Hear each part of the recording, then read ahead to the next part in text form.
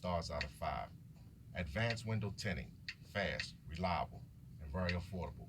To schedule an appointment, call 410 630 3327. That's 410 630 3327. Or visit their website at www.advancedwindowtinting.com.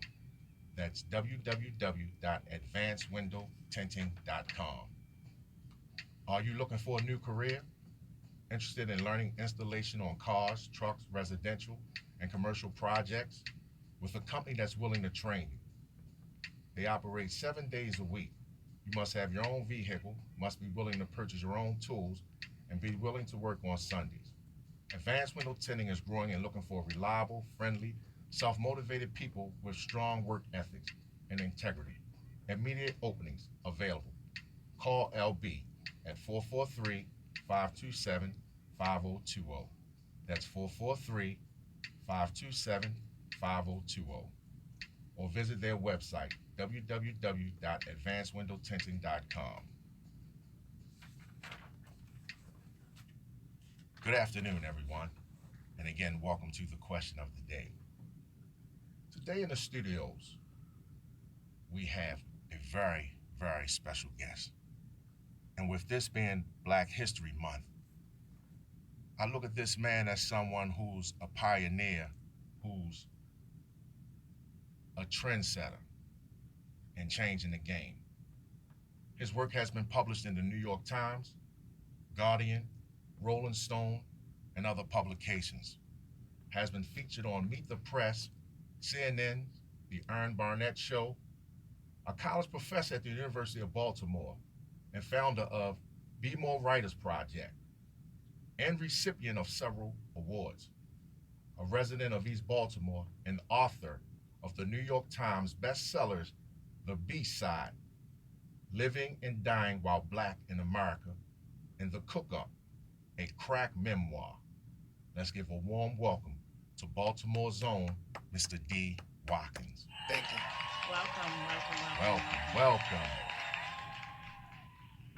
Before we get started, let me present our question of the day. Our question for today is, how do we celebrate the diversity and commonality of our people?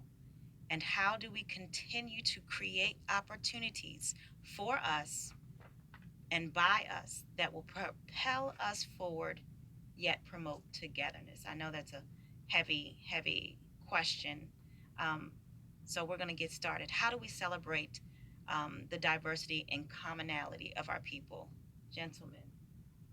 So do I just jump? I just jump right to the question. Yes, yes. Yeah. Okay, so I feel like a lot of times when we ask these types of questions, a lot of people always assume that there's an easy answer, that there's a quick fix, that somebody can just wave a wand and change happens. When change is not, there's no such thing as a quick fix. Everything takes time. So for me, I employ black people. I work with black people. I support black people. It's not something that I do because it's hot. It's not something that I do because I feel like that's what I'm around. It's something that I do because it's what I believe in.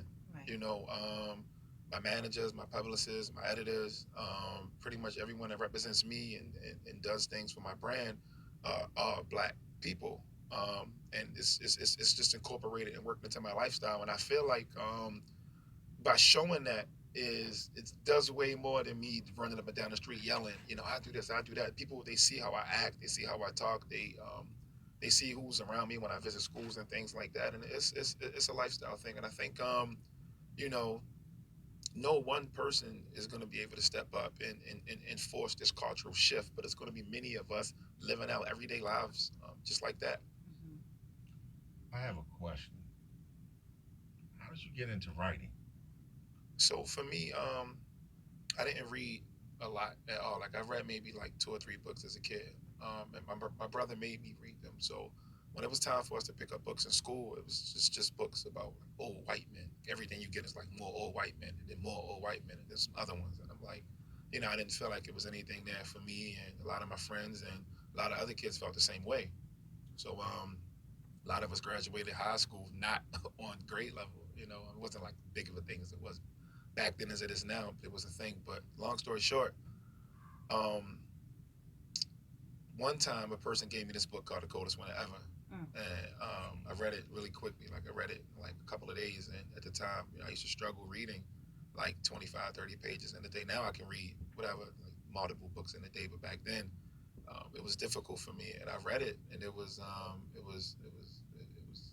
really relatable.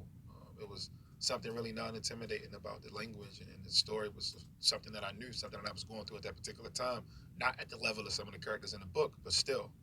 And from there, I just started reading everything, and then that spilled over to me reading articles, and then I had this big realization that a whole lot of people have the luxury of talking about Black people in East Baltimore and West Baltimore, but they never been there before. Like, how are you telling these stories about people, and even like, you can't even capture like the nuance of different people's actions and Right. conversations and slang and language without having real conversations. And a lot of these writers, local writers, they weren't having those conversations, but they had the opportunity to write all of these different things about us. And I felt like, I should be doing this. So I jumped out there. Wow, that's awesome. Um, so, in your book, tell us a little bit about your book, so that we can connect our topic with the diversity and commonality piece. Okay, so the Cook Up is a memoir about everything I went through after my older brother was murdered. Mm. It starts when I found out that I got accepted into some colleges, and he was murdered around the same time. And then it just journeys everything that happened as a result of that death, from me trying to go to school to dropping out of school to going into the streets to realizing that it really wasn't for me, like he said all along, to me actually enrolling back in school. And the B side is an essay collection that deals with a lot of big political issues, in a very, very accessible language so that anybody who's living these issues can understand. Like, you'll have like a mouthpiece from like, some type of news show articulate the Black experience, Mm. but they don't really have proximity to the people who are going through these experiences, so it doesn't really always come across in a clear way. So I wanted to take those issues and simplify them so that a seventh grader could watch MSNBC and follow along because they get the terminology. Mm-hmm. Um, Now, in your book, the what is it called? The newest book. So the newest book is Mhm. called The Message, and that comes out in Okay. September 2018. Okay, and what is that A about? holler from the Black America you forgot about. The what? A holler. It's called The Message, and then the subtitle is A Holler from the Black America You Forgot About, and that's all about poor representation. And I'll give you like an example. Right now, I have a big platform. I've been on a lot of TV shows. I can publish in a lot of different places. If I wanted to, I can brand myself as the voice of the people. I can have that in my lower third, Right. and I can tweet it. I can tweet that, and I can talk about it, but it'd be totally disrespectful to everybody in the world, because like, who am I to say I speak for every Black person? Like, Right. I mean, I don't eat mayonnaise, but that don't mean every Black person hates mayonnaise. There's somebody making potato salad or something right now. You know what I'm Right. saying? Right. Because I won't touch it. It doesn't mean that it's a universal rule. Right. But we see that with us. So like, if Tom Brady had like kicked a little baby in the forehead, you're not gonna say all white men kick babies in the forehead. Right. But if I have a platform and I do it, then it's like, dang man, you making the whole race look bad. Mm-hmm. So it's like, nah, you got to get us out that box and stop trying to have us be, you know, the voices for everybody, because we're as complex and different, Mm-hmm. and brilliant and goofy as any other group of people. Exactly. Exactly. So, did you go ahead? I'm sorry. Do you feel if that we gave students an opportunity to write their stories, that we would have more kids that are interested in becoming writers and reading as well? We donated over 10,000 books already. It's a fact. It's proven. It's proven. Like, so many schools in Baltimore City use my books, and they use the books of my friends like Cherie Booker, like Kantwani Fidel, like Tariq Torre, and kids love. I thought I hated reading. That's a lie. Mm-hmm. Like, kids read the Cook Up and the B side in a day. Like, I've been to like 200 schools and prisons in the last 2.5 years, but I've been to pretty much every high school in Baltimore, and they read it and they love it and they tell their own stories.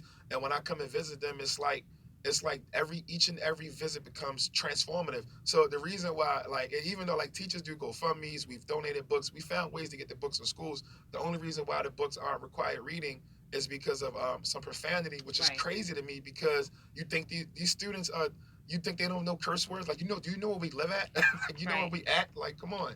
It's interesting that you say that. I work at Milford Mill Academy High School, and the English teacher was talking to me the other day, and I said, "Oh yeah, I published a book."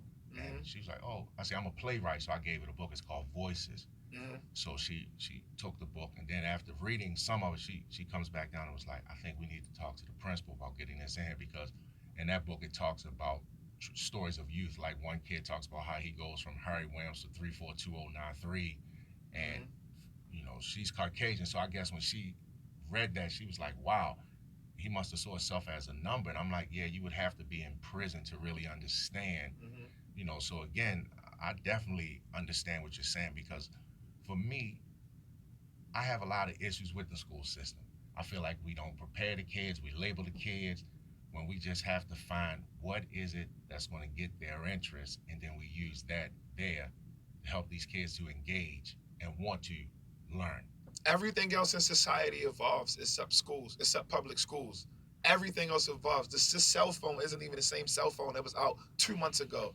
But we're still using curricula from like the 1960s and all that. It's Right. like we group students based on age. When I was a little kid, I only hung around grown people. We make students go to school in the daytime. I'd learn better at night. Like we're all so different and we have these different things going on, but we still follow on the same. There should be like apps and video games that teach you the Civil War, Reconstruction, and things like that. Like we should be pushing these things forward and not having your book in the school, not having my book in the school, not having the books of some of the other people that I named as required reading is almost saying that we don't want certain segments of students to learn. We don't want them to learn how to think critically. We don't want them to be able to make good decisions. We don't want them to have good lives. This is the message that you send when you give people stuff that they can't relate to. It's almost like saying you invested in their failure because guess what? When you can't think critically, that's how you buy that car loan with that bad Ah, interest rate. That's how you bad at that foreclosable mortgage. This is how you get sucked up in the streets. This is how you get caught up in all of these different systems that pry on people. And they do it because you don't know how to make good decisions because you never read. Call us. Call in 410-481-1010. What are your thoughts? I mean, I totally agree because again, it's just like to teach in Baltimore City and Baltimore County. To teach at the high school, middle school, elementary level, they want you to have what they call a certification. Mm-hmm. But it's crazy because you can have a college degree and teach at the collegiate level Mm-hmm. without doing a certification. But then my question is, does the certification mean that you can relate to the students? Because it's like, how do some teachers who've never experienced what these kids have to experience, like, do you know what it's like to come to school hungry, where they might feel like, well, this kid has an issue or a problem, you label them, but it's like if your stomach is empty, you're gonna struggle to mhm. learn. I spoke to like 300 social workers, like it might have been like 4 years ago, and one of the things I asked them was the number their papers from 1 to 10, and write down 10 things that your students care about, that the students you service care about. And this was like 3 years ago, but they're talking like MySpace and like, they talking about like, and I'm like, come on, dog, like, come on, this is like, this is in the age of like Instagram and Snapchat and all that. You talking about MySpace, like. People really don't know the praxis, which is a certification test, is culturally biased. That's proven. The literature and the data is out there. And again, if, I'm gonna say this, and people, they look at you like you crazy when you say things like this. But if I'm being honest, social reproduction is a real thing. Mhm. Everybody in America can't be a doctor and a lawyer. You need to make sure you can systemically set people up to fail. You can, and Well, we do this through education, through poor housing, through food deserts, through all of that. I just said this earlier. I said, I know students that are graduating who can only read on a second grade level, but you're seniors. So it's almost like we have prisons, they're being built, they must be filled. We need candidates for the bid.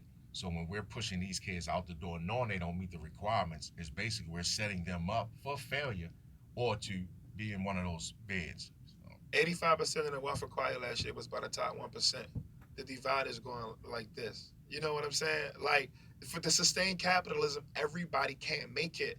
And schools create their hierarchy. You create those working class people. You create those people that's going to go through the system. And then every once in a while, a dude slip through the cracks, a woman slip through the cracks, and you use that person as the example. Oh, well, if he did it, anybody can. He got lucky. I'm sitting here right now because one time I made a left. If I would have made it right, I'd have got my head blown off, Right. flat out. That's Right. like not even. That's a real story. I'm lucky. I'm sitting here because I'm lucky. So it's like we don't address these issues. We don't address these issues. And we live in a society that's heavily based on racism and racist ideas, which can actually be more dangerous than racism. Right. right. The ideas, people who think they're not racist, but they're subscribing to racist ideas.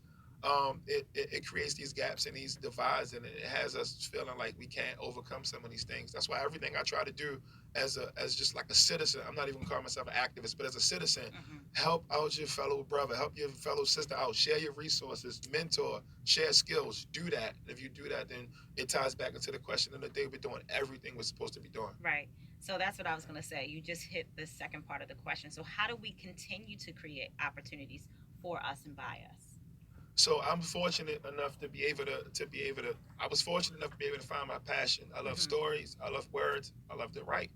Mm-hmm. So I make the school visits. We donate the books. Mm-hmm. I've written a lot of books that were accessible to a whole lot of people. Like one of the B side is being used at Harvard University and being used at City Springs and Naff Middle School. So like Okay. so one part of that is me creating the content for the people who I love and care about. The second part of it is me finding resources to be able to donate because people not just gonna buy your books, right? People won't even listen to your free mixtape. Can you say that one more time? People not gonna buy your people not really gonna buy your books, but they not even gonna listen to your free mixtape, let alone go buy your book. So I made sure that the books were available to people. So that's the second part. The third part is that I took the time to go into these schools and these places and to work with these kids after they had the content. And then the fourth part of that is that I mentor a bunch of other writers and people who want to learn the same thing as people, young people that I'm working with now, who are going to be able to like go through a whole lot of different things Mm-hmm. and who are going to be able to not go through a lot of different things that I went through in the publishing industry because I've been through that. I fought them battles. I had those fights. So I know how to agent your agent, how to write a book proposal, how to, how to be able to select the right editor to make sure your project is being put out the way it needs to get put Right. out. Why now why did you say people are not going to buy your book or your, listen to your free mixtape? Can you explain that, because I deal with a lot of authors and people think that it's so easy, and it's not easy. Well, I know that I did not come from a culture of reading. Like Mm-hmm. all the books I came across as a kid were in school or like they were like free. We didn't go take trips to the bookstore with the grandmother to buy books and all that. Like that wasn't a part of my makeup. Mm-hmm. So when I go into these different communities, these places, and this is not just in Baltimore. This is like I've been all over the world. And when I go into these places, I'm helping to establish a new culture. Reading is cool. Professors look like me. I teach at University of Baltimore and I teach at Johns Hopkins University too. So this is like all brand new stuff. So I understand that like some of the things that I care about and some of the things that I'm working on is not really going to catch as much as I want them to catch in my lifetime. But I'm working really, really hard to try to lay down some type of foundation. And that's truly what we need. We have a caller on line one. Caller, welcome to question of the day. Good evening. Good evening. Hey, look, the way I look at it, the system was designed to work the way it was designed to work. So, in order for us to change things, we're going to have to change the institution, the systems and the institution. We can't do it by ourselves. We can't do it just as black people. We got to join forces with other marginalized groups if we want to change this system. Okay. Anybody on the panel would like to address that? I mean, everything's collaborative. Like, anybody that's intellectually curious and trying to be a part of something that's going to help us elevate. I'm down to work with them. But, I subscribe to blackness, and I love being black. But I collaborate with anybody that's trying to make the world a better place. Thank you for your call, sir. Thank you. All right. You know, again, it's like, how do we get the school system to understand and see that we have to change with the times, get the curriculum, because it's like if we continue to keep doing the same thing over and over, we're going to keep getting the same results. I think I feel like we need more like-minded people to be a part of the school system, flat out. Like I just feel like people who understand this, like people who feel like they've been robbed by the school system, or people who feel like the school system's not really doing what they're supposed to be doing. I feel like we need these people to be able to get in there and get some of them positions, which takes a lot of discipline and a lot of patience. But you're not gonna really change systems. You can't change a system from the outside. It's a part of it, but it's not the only way. Like, we need people on the inside too. So we have another caller on the line. Marvin, Yes, how you doing there? how you doing? Okay. I was gonna say if you can't get the people in the city to want to make a change, you may have to consider making it mandatory that you go to a more high authority to get these changes made. I mean, because if you're trying to get them organized, they're not trying to, understand anything. So it may just have to be a high authority have to make one rule, Right. and one rule rule all, and they just have to fall in place to deal with it. You know what I mean? Because what other way you going to do it when they ain't trying to listen? Ms. Williams. You see what I'm saying? Yes. So I mean, and I hear a lot of different situations of people coming up with different ideas, but is nobody actually come across the other side of the line to make any moves. So a lot of times things have to be mandatory and put in place. And I think that the big people over top of these cities is the ones that can do it. Like I'm gonna tell you something. I talk on the Larry Young show a lot, right? Yes. And I never know what Mr. Larry Young was hitting me with all the time. He was saying, "Oh, Marvin from the senator home of Larry Young." I never thought that Mr. Larry Young was a senator. I didn't even know it. Now, once I found out, I got to figure, hey, if Mr. Larry Young is a senator, he can make some laws here in Baltimore City. You see what I'm saying? Yes. And listen, I mean, and if you really want to get things together, I'm going to be honest with you, man. Number one thing is rules and regulations. Yes, See, sir. listen, you already know, like I know, what's going on in our backyard. There's a lot of crime, right? Yes. Absolutely. And it's getting better and better. Ain't nobody able to control it. But when I gave them the question, look at this. Look at Towson. They won't go take it to Towson, will they? Nah. But they do it in Baltimore City. Now, let me tell you what some of the people said on the topic, what they said about it when I said about Towson. The first thing some guy said, oh, you already know what it is when they go to Towson, take that message to Towson. Man, they ain't going to do it. Then he said, the reason why, because they know they're going to get dealt with. Now, what's the difference between Towson and Baltimore City? Can't they get dealt with here? Okay. If they do it, you see what I'm saying? So this is what they need to do. They need to look at those things, man. If they really want to get it done, they can get it done by making the rules more punishable. Let the people deal with it when they break the law. Let them get punished like they get punished anywhere else. And then things can become better because they know there's things they can do and there's things that they can't do. You know. Okay. And this thing will start falling in place for people. But you know something? Let me tell you something though. You got to get you the big legislators, the ones that's able to make these rules count and put them in place for us. Okay, sir. That's where we need to get together and start at. Thank you so much for calling, sir. Thank you. All right. All right. Line 2, we have State Senator Mr. Larry Young. Former State Senator Mr. Larry Young. Hello? Hello? Okay. So, we have another special guest I would like to welcome. Okay? Today in the studios, we have political activists, community activist, motivational speaker, CEO and founder of Duvalier Malone Enterprises, featured by USA Today, News One, ABC, and the recipient of the Mississippi Most Prestigious Award, which highlights the top 50 business leaders under the age of 40, and working on a new book. It's truly an honor to welcome Mr. Duvalier Malone to the question of the day. Thank you so much for having me. So the question right now that we've been on the topic of is, how do we celebrate the diversity and commonality of our people? And how do we continue to create opportunities for us, by us, that will propel us forward, yet promote togetherness? One of the things I'll start off with, it's a very long question, but I'll start off at the beginning of the question and we can work our way down. One of the things that I focus on a lot is training up the future generation of leaders. I started in this community work having been raised in Mississippi, a poor boy there, had never traveled outside of Mississippi, had an opportunity to come to Washington, D.C. at 16, and it illuminated my mind to think outside of the box, think outside of that poverty that I was in.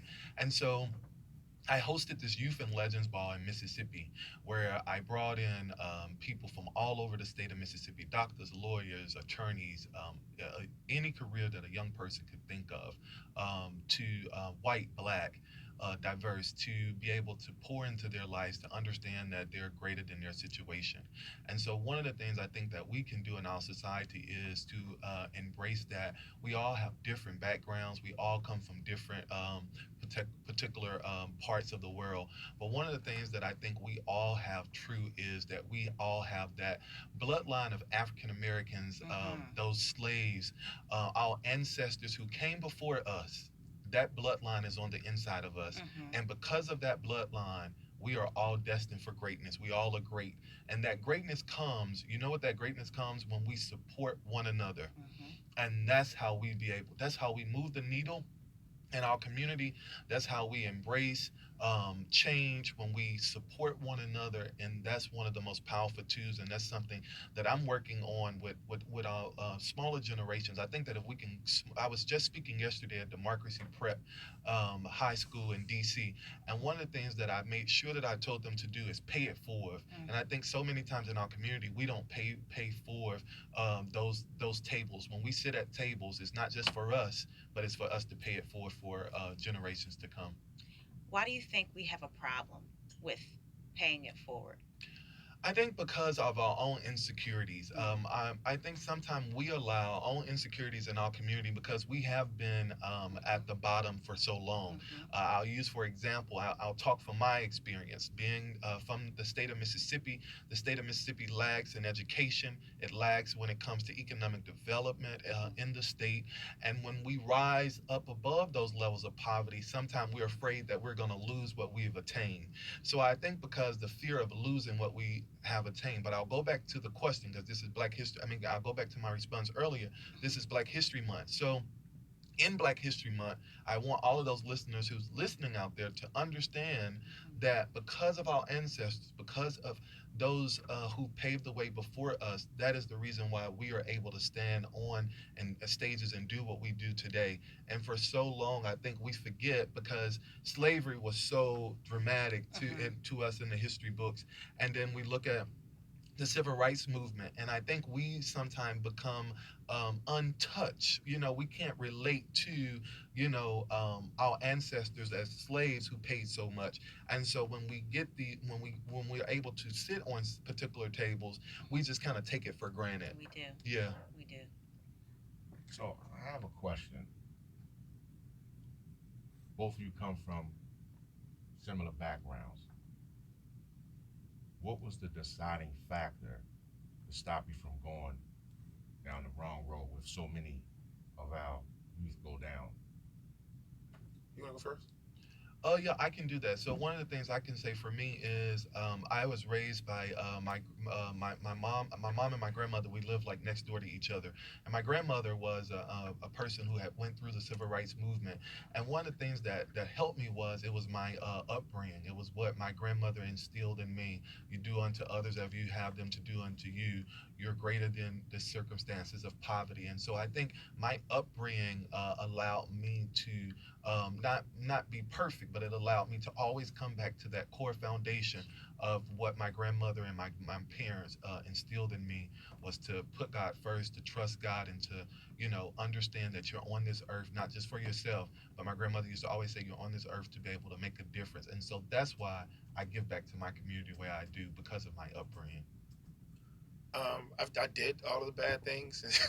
I took that trip, and I made those sacrifices, and I lost some really really really good people. And I think I just to change the question a little, one of the things that saved me is traveling, getting outside of Baltimore, getting outside of America, seeing some different things, understanding that my neighborhood and what I subscribed to and everything I thought was everything was only this big. That helped me out a lot too. And I think just having those experiences and being in those neighborhoods just left me with just a want and a need to make sure that I was always doing something to try to change the narrative, not moving away from the neighborhood, but gaining these skills and these resources so we can buy the neighborhood, make it look how it's supposed to look.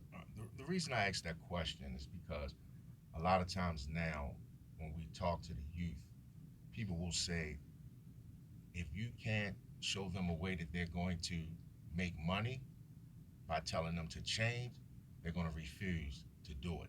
So it's like, if you're going to tell Johnny to get off the drug corner, what do we have to give him to make him want to get off of that street corner? That's some of the challenges that we have when it comes to trying to get these kids to see, like, okay, there's a better way. Because a lot of times they're gonna say, okay, well, what can you do for me? How do we try to help these kids to see that? Because a lot of them, they don't see nothing. A lot of them don't even see making it to 21. You know. Acknowledging the issue. This is America. It's capitalism. Everything's about a dollar. So we have to have those real conversations. I know when I was a kid, I didn't game plan for 21 or 30 years old or got 35. Who lives to see 30? You're not thinking like that. So this is why I always say it's so important to have, like more people, like all of us are coming off as people who care, right? Mm-hmm. they We need to have more proximity. When I was growing up, so I'm a college professor, I'm a writer, I've been on tour for 3 years. All of these things that I do now, a journalist. I didn't know anybody who did these things growing up, but now I'm accessible. You can call me, you can text me, I can pull up on you and check on you, and it becomes an option. So, like these issues that we talk about, the kids selling drugs, this guy on the corner, that woman on the corner, whatever. These aren't things that just happen, so they just won't go away. We're establishing a new culture of young professional people, of people that are looking at education in a different way, of people that's trying to redefine education, and that's the answer. Slavery went on for over 400 years. It's only been over for like 150 years, and if we count mass incarceration, Jim Crow, and all that stuff, it really never ended. So it's like we have to really, really, really hold that ugly mirror up to America and show this country what they've done, and then challenge more people who care to be able to be accessible. And I think like we'll change the culture and we'll change the narrative that way. You know what? I really think that to answer you, Tony, I think we need to provide our youth with vision. We need to show them that there are, maybe look at Sherman Nelson, the Biddy Boone, Brandon Frame, all the people that we've had on the show. We need to show them examples of success, examples of great leaders, great black men leaders who are leaders. That's where it starts. The youth now, millennials, are heavy into images, heavy into the video.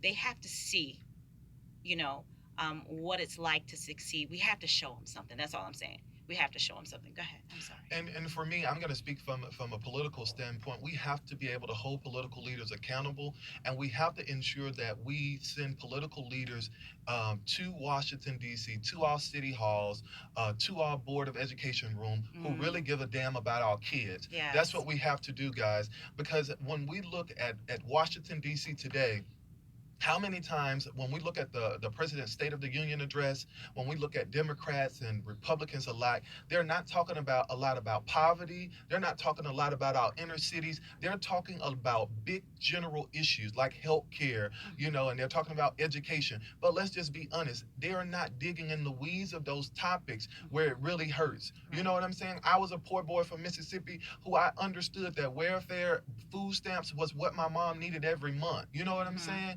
And so until we teach people how to come off of food stamps, my mom, prime example, my mom actually just went back to school about 4 years ago. May she's graduating with her master's degree. But had I not, graduated and kind of helped my mom, and we had this, to help break the cycle of poverty, would she had went back to school? Would she had, progressed? So we need politicians who are creating programs, not just talking, but creating programs that guide people off of welfare. My mom sat on welfare for years and received those government assistance without a transition to be able to gain their lives back. We need politicians who will actually give a damn about our community and step up and initiate issues and fundings to be able to combat those issues. Because I was listening to you in the car on my way over here, and your story and my story are the same. Poverty in rural Mississippi is the same as and the infrastructure is the same as the inner cities. Same thing. Yes. And then, to I understand what you're saying, but Tony, we also need to have conversations with our young people. That's one of the issues that I have working in the school system. So many times as the kids say, Mr. Roberts, just tell them, keep it real with us. We sugarcoat everything. We don't want to keep it real with the kids, like you said about the cursing in the books and things like that. When these kids listen to rap music and there's so much cursing and this. They had us reading Scarlet Letter when my friends was already paying for abortions. Like, come on, man. Like, right. So I feel like we have to keep it real and to open the dialogue. Like, We need to have, meetings with the kids where, okay, what do y'all want? It's like we just take it upon what they need. Like, okay, we know what's best for them. We don't want to hear nothing they have to say. And, I just feel like that needs to change. Yeah. So I want to pose a question to you. You talked earlier about creating opportunities. How do you create opportunities for our people, African Americans? So just like what you said, we have to start with having conversations with our young Mm-hmm. people. I spent a lot of time speaking and mentoring Mm-hmm. in Mississippi and also here in DC. But one of the other things that my organization do, we go into poor communities because I believe information is powerful. So like the radio, a lot of times in poor parts of Mississippi, we don't necessarily have CNN. So what I've done is last couple of years, I've hosted Do You Have a Seat at the Table? Town halls where we go into small communities and we talk to them and we educate them about the legislative process. Mm-hmm. Oh. I used to be on radio in Mississippi where it was called Rural Reach, where we talk to people about the political process. Mm-hmm. I also write columns where people can read and be educated, and so I try to use my platform that I have every single day, not just for myself, but for to enlighten people all across the South. And I'm very passionate. A lot of my writing, you can probably see, speaks to the South. It speaks to Right, I know. places like Mississippi and Alabama, is because I don't necessarily want to speak to. I don't believe in those high level topics of just talking about healthcare from this big surface perspective. But Right. I like to break down information for people that are in those poor communities so they can understand what they need to happen to be able to move the needle forward. Awesome. Yeah. Awesome. So, I don't know if we discussed this yet. Tell us a little bit about your upcoming book. So yeah, my upcoming book is actually it arrived from. I was actually working on a memoir. Mm-hmm. I had, like I talked to you guys about earlier, the Youth and Legends Ball I did, and I Mm-hmm. started writing just as a way of therapy after everything I had went through as a child and poverty. You know how sometimes you just stay so busy and you're trying to rise up above your situation that you kind of come to a day that you're like, you know what? I need to write this down as therapy. Mm-hmm. And from there, I kind of arose to start to speak up on issues like the Mississippi Confederate flag, Mm-hmm. education, poverty, and started to use my voice. So this book talks to those change makers. It tells my story, how I started to speak up on the Mississippi flag, the Emmett Till rally, and Mm-hmm. how I started to really give a damn about my community, Mm-hmm. and it encourages other people to speak up and care about their community. And if you're not speaking up, to actually encourage you to begin to use your voice, to begin to use your circle of influence to be able to make a difference. And as your question of the day talked about earlier, we all have been given a particular circle of influence, and Mm-hmm. it's up to us to determine how we're going to use it. So my book encourages people, to young people and people of all different backgrounds, to use your circle of influence to speak up and speak out on injustices in your community. Mm-hmm. Awesome. Uh, this question's for you. Being a professor, what class do you teach? So I co-created a class at Johns Hopkins University called Context of the Urban Child. We teach pedagogy to teachers who aren't familiar with certain cultural experiences coming into work in certain areas, and that's in the School of Education. I'm on staff at University of Baltimore, and I teach an MFA program, mostly creative writing courses. But this semester, I created a class on '90s hip hop culture called Biggie, Tupac, Jay Z, and Nas. Wow. So what was it like working for Hopkins or at Hopkins? Because I have so many different stories. I mean, for me, it's all regular. Like, cause like I've lectured at a lot of different places. I went to a lot of different places, so it's not like I don't. So I'm not the type of person to make friends with my neighbors. I'm not the type of Okay. person to go to professor happy hour. I'm not going to throw the football around campus. Which like I'm not going to do that stuff. Like by nature, that's just not me. After I finish doing whatever that job is, I'm the first. I'm out of there. Okay. I gotta go. So I know a lot of people probably had like difficult experiences, and then I know like some people like Uncle Tom's and all that, they might be probably like in heaven and all that. But I just I just do my job. Okay. Mr. Malone, I want you to take us on this journey because this is Black History Month. What was it like to start that movement, the Emmett Till? I'll tell you what, I started that when I heard of the news of Carolyn Bryan. I immediately started to call a particular activist in Mississippi who had been working on the Mississippi Confederate flag issue. And I had been talking about racial reconciliation in Mississippi, bringing down the flag. And I said, okay, I got it. I started to think about it, and I said, well, let me look at the legal opinions. I said, let me call up the ACLU, let me call up some of my civil rights attorneys friends, and let me see if we can get justice for Emmett Till. I said, before I start a rally, before I start any of this, let me do my research and let me make sure we can get justice for Emmett Till. Started to do my research, and everybody had an excuse. Some people, I got good opinions, bad opinions alike. But at the core of it, nobody was willing to step up in Mississippi and organize this rally. And I thought about Congressman John Lewis, who always says, when you see injustices within your community, Yeah. to speak up, to speak out, and make some necessary noise for change. Mm-hmm. And it was a paradigm shift for me as an activist because I was at a crossroad to determine whether or not I was going to stand on the side of being neutral and not, kind of go into that territory, or would I go very deep? And I made the decision to go deep. And because of that decision, I was able to rally up. The family of Emmett Till joined me there at the rally. And it was a good core group of young people and diverse people from all over Mississippi and all over the country to come and demand an apology for the lie of Carolyn Bryan and to demand justice for Emmett Till. And I'll tell y'all what, at the rally that day, and that's why citizens should always be very careful of who we send to our capital. Mm. That particular day, my rally, it stood inside of the Capitol.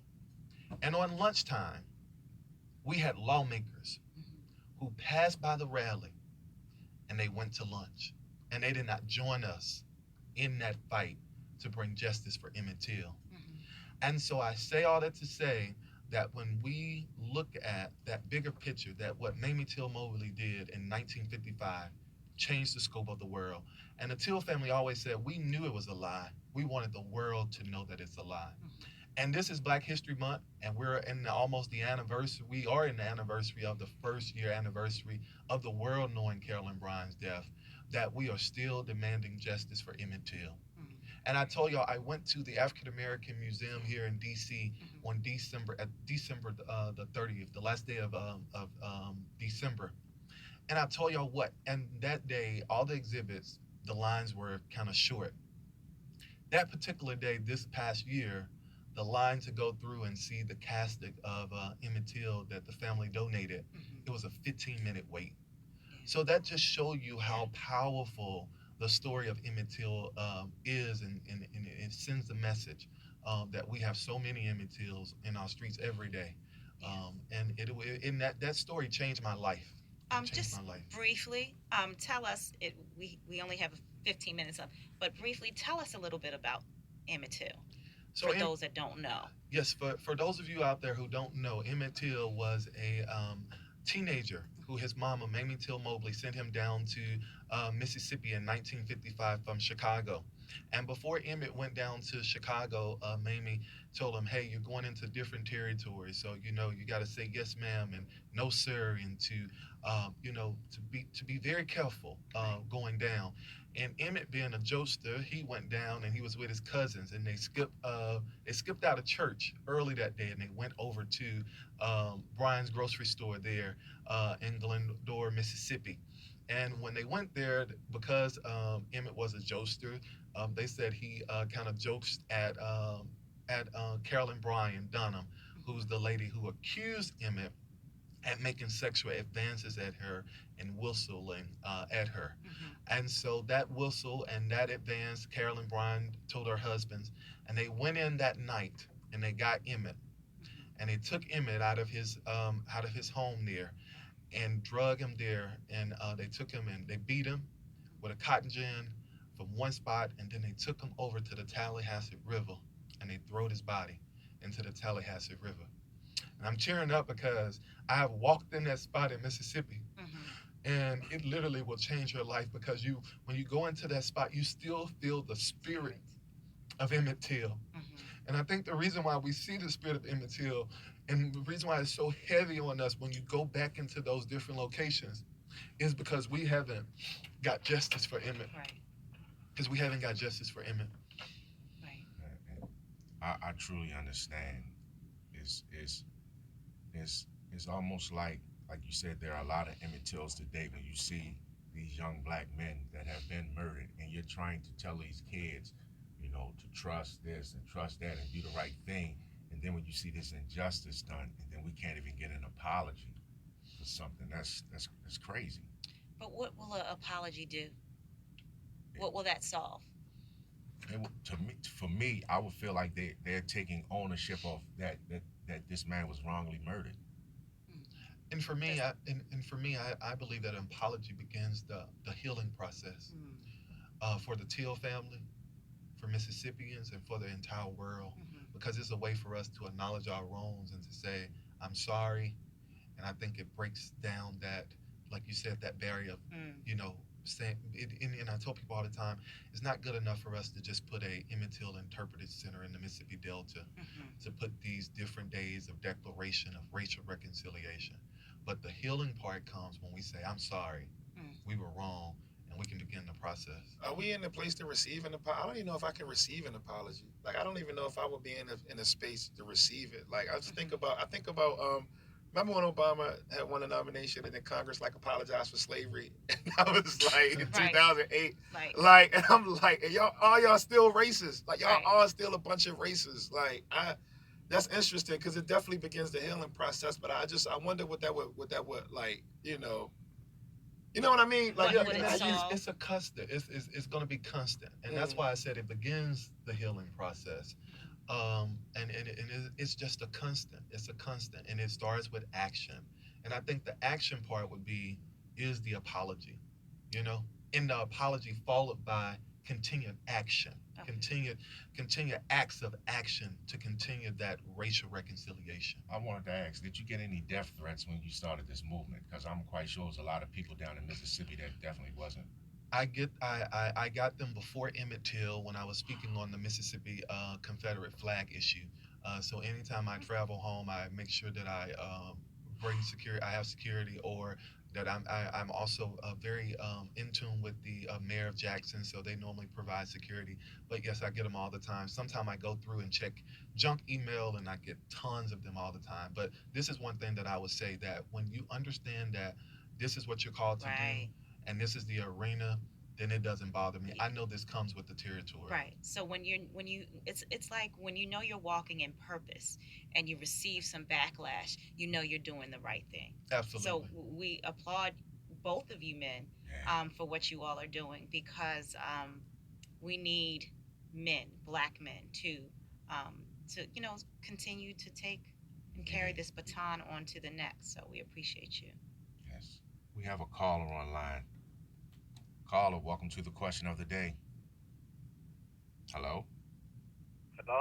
Hello. How you doing? Welcome to the Oh, question of the day. oh, okay. How you doing today? We're Good good. afternoon, gentlemen. Good afternoon. You were talking about how to, influence these kids and provide them something positive. And one of the things I did hear a young man say was, is getting them to read. Because,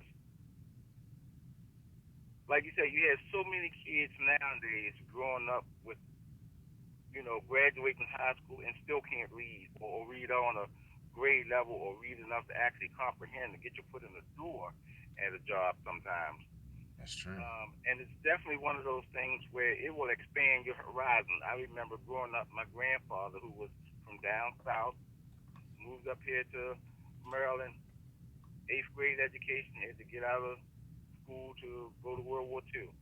Wow. But what he said was, guess what? Anything you want to learn how to do, if somebody has written it down, you can read and follow the directions. That's true. If you want to do something that someone hasn't done, once you figure out all the kinks and the problems, and now you done perfected it, write down the directions so someone won't have to come along and do the 50 mistakes that you did to get it right. Thank you. That empowered me to read a lot.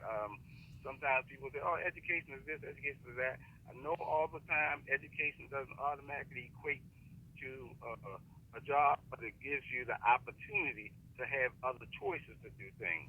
Um, Thank you, sir, for calling I in. don't always, to have out to other things, but what I have done personally is because each one can reach one. I put 4 kids through college that weren't my kids. Congratulations. That, and I'm working on a fifth after I get my daughter through her college. And the only thing I tell them is help somebody out the way somebody helped you, because everybody doesn't have the money, and you don't want to go through school and now you're getting out with 60, 70, $100,000 student loans. Amen. Help Thank somebody you, out. sir. Thank All you for right, sir. calling Y'all in. have a great afternoon. You too. Thank you. So, Well, let me just respond. I want to respond to one thing he said. Reading, yes, it's important. We need to get our kids to read. However, we have to think about the texts um, in the schools, what they are using, what was used 20, 30, 40 years ago. Does, I think, may not work anymore. We need to consider new texts. We need to update where they are, because it takes. We need to reach them differently now. one of the ideas I have for the school where I work at is, this being Black History Month, one of the things I was saying to Miss Williams was that I wanted a list of all of the guests that we've had on, and I want to start talking to the young men and women about each and every one of you, because I feel like that all of y'all are trendsetters, and it's like history in the makings, because each one of y'all are doing something powerful. And so many times the kids, we tell them about the same people sometimes, and I feel like that, with the world, evolving, like if they can relate more and hear stories of people that are present now, still living, it's like, oh wow, I can relate to this person, and then they can connect. Right. I understand. You are Black history. Yeah. Yes. That's what they need to see, a new Black history instead Yes. of. I understand Martin Luther King, Coretta Scott, um, George Washington. I understand, but you guys are the new Black history. I would just even add on what you were saying is that those books, what was working, what should have worked 20 years ago isn't working now, but they really didn't work 20 years ago. Black people make up 13% of population. Well, we're under 1%. We have under 1% representation in literature, and it almost never makes it into schools. So to even put that in a different context, if a little Black girl that's like 5 years old is opening up her first book to say a princess, she's not gonna have hair like her. She's not gonna have a nose like her. Right. She's not gonna feel connected to that story. So she's kind of taken out of this game of being a princess or having the ideas of what a princess is. She's taken out before she even gets a chance to get started. Right. That's the problem. When I go talk to classes, or when I go inside these prisons, when I go to these different places that read my books, it's a whole different experience. Young people, they do love to read. They're just not given the right books, and Right. I almost think that it's on purpose. They're not It's engaged. on purpose, because you can always find the money to put the Crucible in the classroom. So Right. you can find the money to put some of these other books they don't relate to in the classrooms, but you can't find it when it's time to put relatable information. And even piggyback on that, a lot of teachers I know, they might start with books like a book like mine, or a book by Right. like even like the other Westmore, they might start with these books, but then after you read these books, there's common themes in books like Things Fall Apart. So Right. now you have this Baltimore experience, and now you have a different experience, and Right. it works every time. So to see something work and to see people ignore it, it says a lot about them, and it says a lot about the system. And then we also have to think about, this is my last thing. I'm going to shut up after this. But we also have to think about who's doing the writing. I know, because I used to write for them. I know it's not us that's writing in Towson.